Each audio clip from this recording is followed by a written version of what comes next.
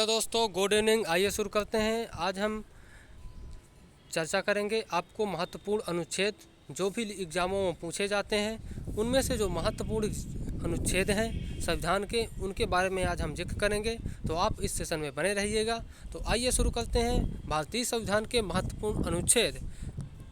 तो पहला अनुच्छेद है, जो पहला नंबर पर अनुच्छेद है, ये इसमें जो जिक्र किया गया है कि भारत अर्थात इंडिया वो राज्यों का संघ होगा।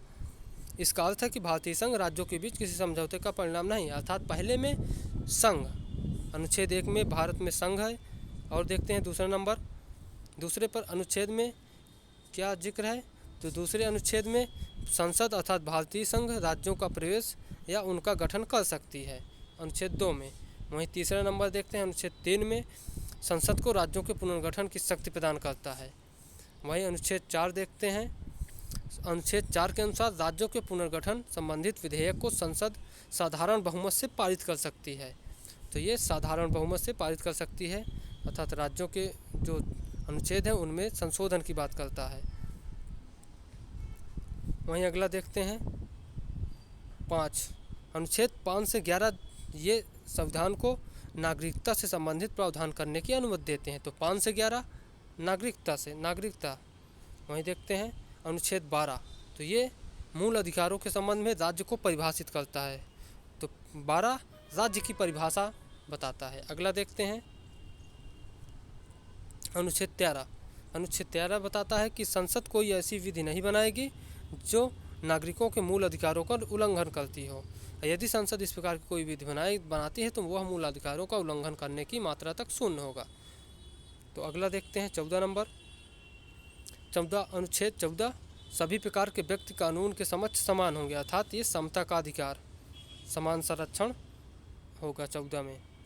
वहीं 15 देखते हैं, राज्य किसी व्यक्ति के साथ केवल धर्म, मूल वंश के आधार पर भेदभाव नहीं करेगा। तो ये 15 है। वहीं 16 देखते हैं, राज्य सरकारी नौकरियों में व्यक्ति के साथ केवल धर्म, जाति, मूल वंश, लिंग, जन्म स्थान के आधार पर कोई भेदभाव नहीं करेगा। तो ये 16 में है। वहीं 17 देखते हैं, 17 में छुआछूत, 17 में अस्पृश्यता अर्थात छुआछूत का व्यवहार कोई भी किसी के साथ नहीं करेगा। वहीं 18 नंबर देखते हैं, राज्य द्वारा सेना या विधा संबंधी सम्मान के सिवाय अन्य कोई भी उपाधि धारण नहीं करेगा। तो ये उपाधियों का तिरस्कार है, जिसमें दो उपाधियों को छोड़कर अन्य सभी उपाधियों को राज्य धारण नहीं करेगा कोई भी व्यक्ति। वहीं 18 नंबर 19 देखते हैं, ये विचार और अभिव्यक्ति की स्वतंत्रता का अधिकार का वो अनुच्छेद है। इसमें शांतिपूर्वक बिना हथियार के एकत्र होने, सभा करने की स्वतंत्रता और संघ बनाने की स्वतंत्रता, देश के किसी भाग में आवागमन की स्वतंत्रता, ये करने की और जीविका चलाने की स्वतंत्रता दी गई है। वहीं 20 नंबर देखते हैं, किसी भी व्यक्ति को एक अपराध के लिए सिर्फ एक बार सज़ा मिलेगी। अपराध करने के समय जो कानून है इसी के तहत सज़ा मिलेगी, न कि, अर्थात ये दोहरे अपराध से संरक्षण करता है। 20 नंबर।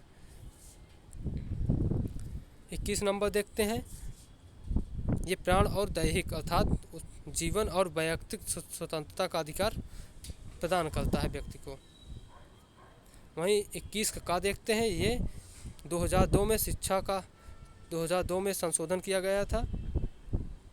ये 6 से 14 वर्ष की आयु के समस्त बच्चों को ऐसे ढंग से राज्य विधि द्वारा अवधारित करे कि निःशुल्क तथा अनिवार्य शिक्षा उपलब्ध कराए। ये राज्य का कर्तव्य बताया गया है कि राज्य मूल अधिकार है राज्य का कि ये 6 से 14 वर्ष के बच्चों को निःशुल्क शिक्षा उपलब्ध कराए। और ये 2002 में 86वें संविधान संशोधन के माध्यम से जोड़ा गया है। वहीं 22 नंबर देखते हैं, अगर किसी व्यक्ति को मनमाने ढंग से हिरासत में लिया गया है तो उसे 3 प्रकार की स्वतंत्रता प्रदान की गई है। एक, हिरासत में लेने के कारण बताना होगा। दूसरा, 24 घंटे के अंदर उसे दंडाधिकारी के समक्ष पेश किया जाए। वहीं तीसरा है, उसे अपने पसंद के वकील से सलाह लेने का अधिकार होगा। ये 3 प्रकार से उसको स्वतंत्रता दी गई है। वहीं 23 देखते हैं, मानव के दुर्व्यापार और बलात्श्रम का निषेध। तो अनुच्छेद 23 है, दुर्व्यापार और बलात्श्रम का निषेध। वहीं 24 है, 14 वर्ष से कम आयु के बच्चे 14 वर्ष से कम आयु के किसी बच्चे को कारखानों, खानों या अन्य किसी जोखिम भरे काम पर नियुक्त नहीं किया जा सकता। ये 24 है। बाल श्रम निषेध अर्थात इसे कह सकते हैं। वहीं 25 देखते हैं तो ये अंतःकरण अर्थात धार्मिक स्वतंत्रता के बारे में बताता है। वहीं देखते हैं 26 धार्मिक कार्यों के प्रबंध की स्वतंत्रता अर्थात उनको हम किस प्रकार से उनका प्रबंधन कर सकते हैं, ये उसकी स्वतंत्रता देता है। वहीं 27 देखते हैं राज्य किसी भी व्यक्ति को ऐसे कर देने से के लिए बाध्य नहीं कर सकता जिसकी आय किसी विशेष धर्म या धार्मिक संप्रदाय से उन्नति में व्यय करने के लिए विशेष रूप से निश्चित कर दी गई है। तो ये जो धार्मिक जो मंदिर होते हैं उनमें जो इनकम आती है उनमें उस इनकम का कोई भी कर सरकार नहीं ले सकती, क्योंकि ये मूल अधिकार 27 में कहा गया है। वहीं देखते हैं 28 राज्य विधि से पूर्णतः पोषित किसी शिक्षा संस्थान में धार्मिक शिक्षा नहीं दी जाएगी। ये जिक्र करता है कि किसी भी जो संस्था राज्य द्वारा संचालित है वहाँ पर धार्मिक शिक्षा नहीं दी जाएगी। वहीं 29 देखते हैं अल्पसंख्यकों के हितों का संरक्षण होगा इसमें। वहीं 30 देखते हैं शिक्षा संस्थानों की स्थापना प्रशासन करने का अधिकार अल्पसंख्यकों का ये अधिकार होगा। वहीं 32 देखते हैं ये संवैधानिक उपचारों का अधिकार है, जिसमें 5 प्रकार की रिट सुप्रीम कोर्ट जारी कर सकता है। बंदी प्रत्यक्षीकरण, परमादेश, प्रतिषेध लेख और उत्प्रेषण अधिकार परीक्षा। और इस अनुच्छेद 32 को ही सुप्रीम कोर्ट ने आत्मा शब्द संविधान की आत्मा कहा है। ये भीमराव अंबेडकर जी ने कहा है। वहीं 33 देखते हैं ये अब इसकी ट्रिक देख लीजिए। जो भी मूल अधिकारों की ट्रिक है कि समता ने स्वतंत्रता को शोषण के विरुद्ध धर्म की शिक्षा देकर उपचार किया। पहले में 5 अनुच्छेद हैं 14 से 18, दूसरे में 4 और फिर 2, फिर 4, फिर 2, फिर 0, 1। ये इसकी ट्रिक है। पहले में 5, 4, 2, 4, 2, 0, 1। तो ये इसको आप अच्छे से याद कर लीजिएगा। और अगले देखते हैं 36। अनुच्छेद 36 नीति निर्देशक तत्वों के संबंध में राज्य को परिभाषित करता है, अर्थात ये भी राज्य की परिभाषा जिस प्रकार से अनुच्छेद 12 है उसी प्रकार से 36। उसी प्रकार से अगला देखते हैं 37 नीति निर्देशक तत्वों को न्यायालय द्वारा लागू नहीं कराया जा सकता। तो ये 37 नीति निर्देशक तत्वों और मूल अधिकारों के बीच में विभेद को बताता है। और 38 देखते हैं सामाजिक न्याय और आर्थिक और राजनीतिक कल्याण के लिए राज्य के लिए न्याय पर आधारित सामाजिक व्यवस्था की स्थापना का प्रयास करेगा। तो ये राज्य का कर्तव्य दिया गया है कि राज्य सामाजिक, आर्थिक, राजनीतिक न्याय के लिए अपनी ओर से व्यवस्था करेगा।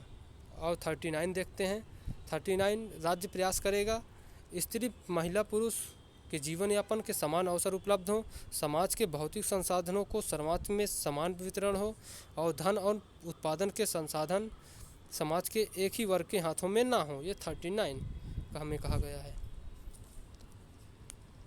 वहीं अगला देखते हैं 39 महिला और पुरुष को समान कार्य के लिए समान वेतन। ये 39 का जोड़ा गया है। वहीं और अगला देखते हैं बच्चों को ऐसे कार्य न करने पड़े जो उनकी शारीरिक क्षमता के प्रतिकूल हों। वहीं 39 देखते हैं राज्य सुनिश्चित करने का प्रयास करेगा कि सभी को समान न्याय और निःशुल्क कानूनी सहायता मिल सके, अर्थात कोई व्यक्ति न्याय से वंचित न रहे। ये 39A में कहा गया है। वहीं 40 देखते हैं राज्य ग्राम पंचायतों का गठन करेगा। तो ग्राम पंचायतों से संबंधित अनुच्छेद है 40।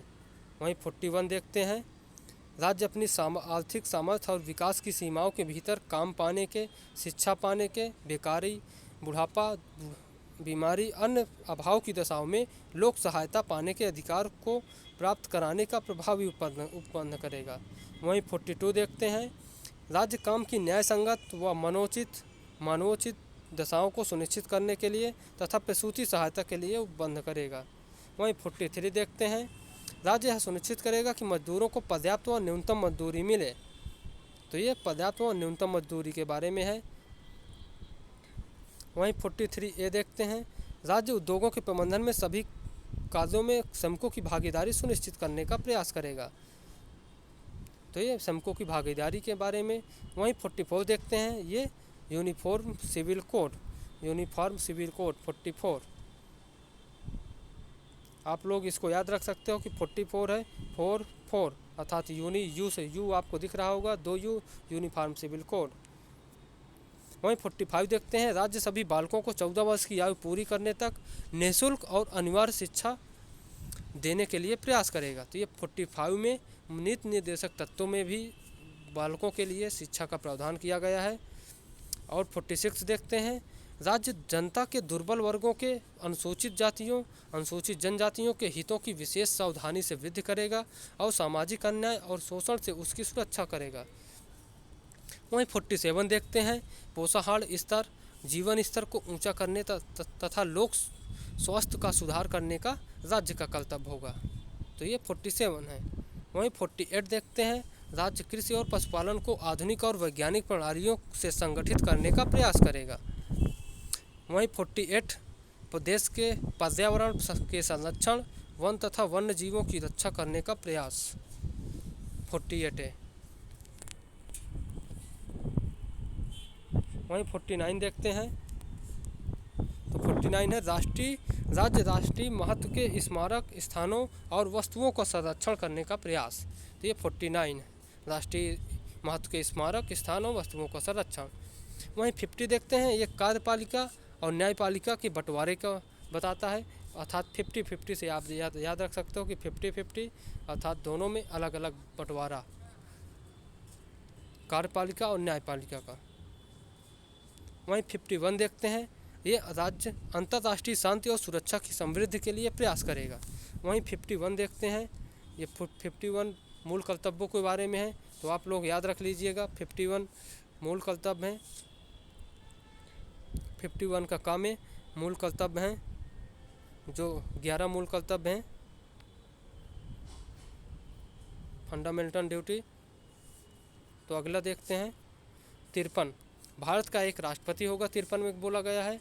वहीं 53 में ही बोला गया है कि संघ की कार्यपालिका शक्ति राष्ट्रपति में निहित होंगी, ये 53 में ही बोला गया है।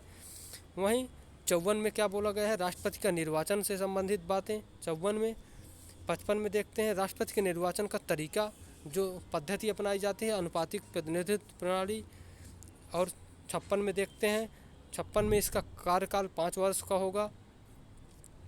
58 में देखते हैं, पद की योग्यताएं होंगी, पद की क्या क्या योग्यताएं हैं कि 35 वर्ष का होना चाहिए, भारत की नागरिकता होनी चाहिए, लोकसभा का सदस्य निर्वाचित होने की योग्यता होनी चाहिए। तो ये इसकी योग्यताएं 58 में हैं। वहीं राष्ट्रपति के पद की अयोग्यताएं ये 59 में हैं। राष्ट्रपति के पद की अयोग्यताएं 59 में है कि मानसिक दिवालिया ना हो, लाभ का पद धारण ना किया हो, संसद द्वारा बनाए गए किसी कानून के अधीन अयोग्य ना हो। तो 59 है। वहीं 60 में इसके शपथ का उल्लेख है, राष्ट्रपति कौन सी शपथ लेगा, ये मुख्य न्यायाधीश के द्वारा इसको शपथ दिलाई जाएगी। वहीं 61 देखते हैं, राष्ट्रपति को महाभियोग, अर्थात ये महाभियोग से संबंधित है 61। वहीं 63 देखते हैं, भारत का उपराष्ट्रपति होगा 63। वहीं 64 देखते हैं, उपराष्ट्रपति राज्यसभा का पदेन सभापति होगा। वहीं 65 देखते हैं, राष्ट्रपति के मृत्यु पद त्याग या पद से हटाए जाने या अन्य कारण से उसके पद में हुई रिक्ति की दशा में उपराष्ट्रपति राष्ट्रपति के रूप में कार्य करेगा। वहीं 66 देखते हैं, उपराष्ट्रपति का निर्वाचन और अयोग्यताओं से रिलेटेड है। वहीं 67 देखते हैं, उपराष्ट्रपति की 5 वर्ष वहीं अपने पद की अवधि समाप्त हो जाने पर तब तक पद धारण करता रहेगा जब तक कि उसका उत्तराधिकारी पद ग्रहण नहीं कर लेता। तो ये 67 में है। वहीं 71 देखते हैं, राष्ट्रपति और उपराष्ट्रपति के निर्वाचन से संबंधित विवादों की सुनवाई केवल सुप्रीम कोर्ट में होगी। तो ये अनन्य अधिकार है सुप्रीम कोर्ट का, एक्सक्लूसिव राइट। तो ये 71 में है। वहीं 72, ये राष्ट्रपति की क्षमादान की शक्ति है 72। वहीं 73, संघ की कार्यपालिका शक्ति का विस्तार उन विषयों तक होगा जिन विषयों पर संसद को कानून बनाने का अधिकार है। 74 देखते हैं, राष्ट्रपति को सहायता देने के लिए मंत्रिपरिषद गठित होगी जो कि प्रधानमंत्री की अध्यक्षता में होगी। तो ये अनुच्छेद 74। वहीं 76 देखते हैं, भारत का एक महान्यायवादी होगा 76। वहीं 79 देखते हैं, संसद में लोकसभा, राज्यसभा और सभापति शामिल होंगे 79। वहीं 80, 80 में राज्यसभा, इसमें 250 अधिकतम सदस्य होंगे। वहीं 81 इसमें लोकसभा, इसमें अधिकतम 550 सदस्य होंगे, ये 81 में लोकसभा। वहीं 83 लोकसभा का कार्यकाल 5 वर्ष होगा। राष्ट्रीय आपातकाल की स्थिति में एक बार 1 वर्ष के लिए बढ़ाया जा सकेगा। वहीं 84 में देखते हैं संसद के सदस्यों की योग्यता लोकसभा सदस्य निर्वाचित होने के लिए न्यूनतम 25 वर्ष, जबकि राज्यसभा का सदस्य होने के लिए न्यूनतम 30 वर्ष का होना चाहिए और भारत की नागरिकता अनिवार्य होनी चाहिए। तो ये संसद के सदस्यों की योग्यताओं के बारे में है 84। वहीं 85 देखते हैं पीठासीन अधिकारी द्वारा सदनों का स्थगन किया जा सकेगा, किंतु सत्रावसान सिर्फ राष्ट्रपति का होगा। तो ये सत्रावसान और स्थगन के बारे में है। 89 देखते हैं उपराष्ट्रपति राज्यसभा का पदेन सभापति होगा। 92 देखते हैं सभापति उपसभापति को पद से हटाने का प्रस्ताव सदन में लंबित हो तो वे निर्णायक मत नहीं दे सकेंगे, अर्थात इनके खिलाफ यदि किसी पद का हटाने का प्रस्ताव वर्णित है तो फिर ये किसी भी प्रकार का निर्णायक मत नहीं दे सकते हैं। वहीं 93 देखते हैं लोकसभा अध्यक्ष या उपाध्यक्ष का निर्वाचन सदन के सदस्यों द्वारा होगा। वहीं 94 देखते हैं लोकसभा के अध्यक्ष और उपाध्यक्ष को कुल सदस्यों के विशेष बहुमत से प्रस्ताव पारित कर पद से हटाया जा सकेगा। वहीं 96 देखते हैं अनुच्छेद, जब लोकसभा अध्यक्ष तथा उपाध्यक्ष को पद से हटाने का कोई प्रस्ताव सदन में विचाराधीन है तो वो निर्णायक मत नहीं दे सकेंगे, केवल सामान्य सदस्य की तरह मत दे सकेंगे 96 में। वहीं 100 नंबर पे देखते हैं सदस्यों की गणपूर्ति। ये लोकसभा या राज्यसभा में जो कोरम होता है उसके लिए यह बताया गया है कि लगभग सदस्य का 10वां हिस्सा उपस्थित होना चाहिए, तभी सदन की कार्यवाही प्रारंभ होगी। वहीं 105 देखते हैं सदस्यों के विशेषाधिकारों के संबंध में प्रावधान करता है। और देखते हैं अगला 106 नंबर देखते हैं संसद के सदस्यों के वेतन एवं भत्ते 106 में है। वहीं 107 में धन विधेयक के अलावा अन्य सभी विधेयक संसद के किसी भी सदन में प्रस्तुत किए जा सकते हैं, ये 107 में कहा गया है। 107 में और क्या कहा गया है, लोकसभा द्वारा पारित विधेयक किंतु राज्यसभा में लंबित विधेयक लोकसभा के विघटन होने पर से समाप्त हो जाएगा।